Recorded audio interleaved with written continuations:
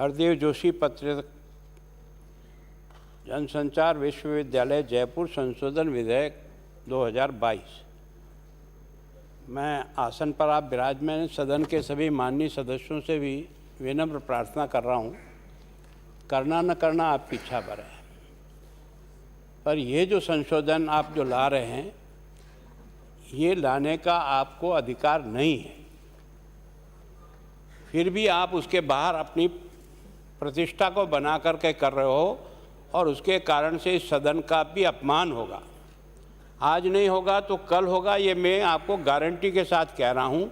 जो काम आपके अधिकार क्षेत्र में नहीं है उस काम को आप अपने इस बहुमत के अभिमान के तहत ला रहे हो। इससे आपकी प्रतिष्ठा तो गिरेगी रही, राजस्थान के इस सदन की प्रतिष्ठा भी गिरेगी कि यहाँ इस प्रकार के लोग बैठते हैं जो कानून को समझे बिना ही हाँ और ना करते हैं। मैं आपसे निवेदन कर रहा हूँ, यह संशोधन विधेयक हरदेव जोशी पत्रकार जनसंचार विश्वविद्यालय जयपुर अधिनियम 2019 की धारा 11 की उपधारा 2 में संशोधित करने के लिए प्रस्तुत किया गया है, जिसके द्वारा विश्वविद्यालय के कुलपति की योग्यता में संशोधन किया है। संशोधन जो आप कर रहे हो, जो अभी विद्यमान है, वो है कोई भी व्यक्ति कुलपति के रूप में नियुक्त किए जाने के लिए पात्र नहीं होगा जब तक कि वह किसी विश्वविद्यालय या महाविद्यालय में प्राचार्य के रूप में न्यूनतम 10 वर्ष का अनुभव रखने वाला या किसी प्रतिष्ठित शोध प्रशासनिक संगठन के किसी समकक्ष पद पर 10 वर्ष का अनुभव रखने वाला हो। वो क्षमता, सत्यनिष्ठा, नैतिक आचार, संस्थानिक प्रतिबद्धता के उच्चतर स्तर वाला कोई प्रख्यात शिक्षाविद हो। ये हमारा है अभी आज की तारीख में 11/2 में। इसकी जगह आप बदल करके जो करना चाह रहे हैं, कोई भी व्यक्ति कुलपति के रूप में नियुक्त किए जाने के लिए पात्र नहीं होगा जब तक कि वह किसी विश्वविद्यालय महाविद्यालय के आचार्य के रूप में न्यूनतम 10 वर्ष का अनुभव रखने वाला किसी प्रतिष्ठित शोध या शैक्षणिक प्रशासनिक संगठन के किसी समकक्ष 10 वर्ष का अनुभव रखने वाला कोई प्रख्यात शिक्षाविद ना हो, या प्राइवेट या पब्लिक सेक्टर में पत्रकारिता या जनाचार किसी शाखा से न्यूनतम 20 वर्ष का अनुभव रखने वाला कोई व्यक्ति। आप इस योग्यता को हटा करके जो हमने और आपने ही यहाँ इस कानून इसी विधानसभा में बनाया था कि कोई भी वाइस चांसलर बनेगा तो उसे कम से कम 10 वर्ष का प्रोफेसर का उसका अनुभव होना चाहिए। यह कानून बनाने वाली यही संस्था है, यही विधानसभा है। आज यही विधानसभा एक नया इस हरदेव जोशी के कुलपति को बनाने के लिए जो ला रही है वो बिल्कुल नियम के विरुद्ध है। वो इस कारण से है कि चाहे राजस्थान हो चाहे कोई सा भी देश हो, ये जो है हमको यूजीसी के नियमों की पालना करनी पड़ती है। अभी माननीय प्रतिपक्ष के उपनेता ने जो रेफरेंस दिया था, ये जो है ना गंभीर का धन वर्सेज गुजरात स्टेट का जो एक मुकदमा है वो सुप्रीम कोर्ट में चला। उसका सिविल केस नंबर है 1525/2019। उसका अभी फैसला हुआ है, अभी 3 मार्च के दिन। अभी जो फैसला हुआ वो अभी 3 मार्च को हुआ है।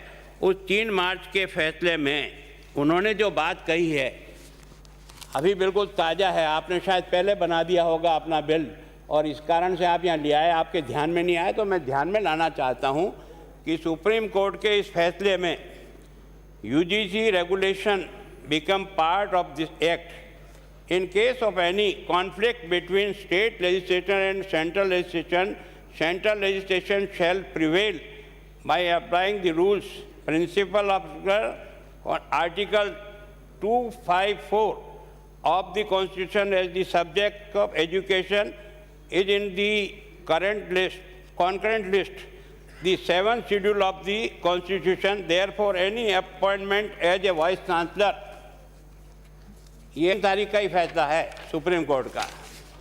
Chancellor contrary to the provision of the UGC regulation can be said to be violation of the statutory provision।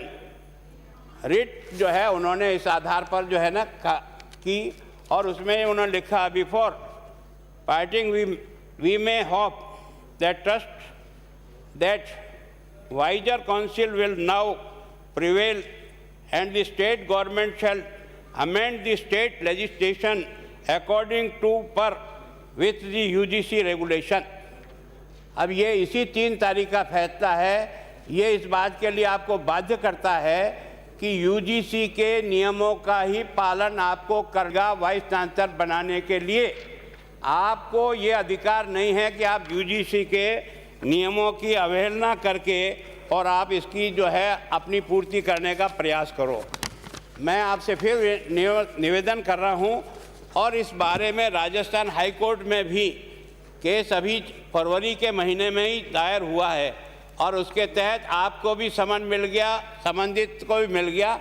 एक व्यक्ति को ऑब्लाइज करने के लिए इतनी बड़ी संस्था जो जनतंत्र की सबसे बड़ा अदालत है, इस अदालत में केवल और केवल हम व्यक्ति और व्यक्ति के हित के लिए इस प्रकार के संस्था का दुरुपयोग करेंगे तो मैं सोचता हूँ ये कोई बहुत अच्छा उदाहरण नहीं बनेगा।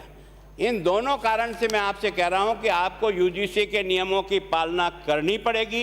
यूजीसी के और अभी ये लेटेस्ट फैसला 3 मार्च 2022 को हुआ है, सुप्रीम कोर्ट का फैसला हुआ है, गुजरात स्टेट के साथ जो हुआ है उसकी पालना आपको करनी पड़ेगी।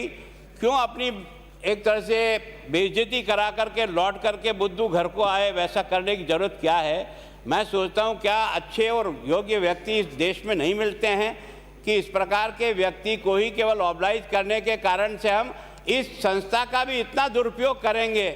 मैं आपसे फिर आसन से निवेदन और आसन के माध्यम से माननीय सदस्यों से निवेदन हूँ, महोदय इन दोनों बातों का आप सोचिए। जो आज की तारीख में हाई कोर्ट में एक तरह से पेंडिंग है, विचाराधीन है विषय, उस विचाराधीन विषय पर आप निर्णय करने जा रहे हो। सुप्रीम कोर्ट के फैसले के बाद भी आप निर्णय करने जा रहे हो और इस संस्था का दुरुपयोग करके और आप इस काम को कर रहे हो। मेरी विनम्र प्रार्थना है, कृपा करके संतोष से विचार करिए और इस सदन की प्रतिष्ठा को गिरने से बचाइए। व्यक्ति आएंगे और व्यक्ति जाएंगे, व्यक्ति महत्वपूर्ण नहीं है, कानून महत्वपूर्ण है। कृपा करके उसका पालन करो। श्री जोगेश्वर गर्ग।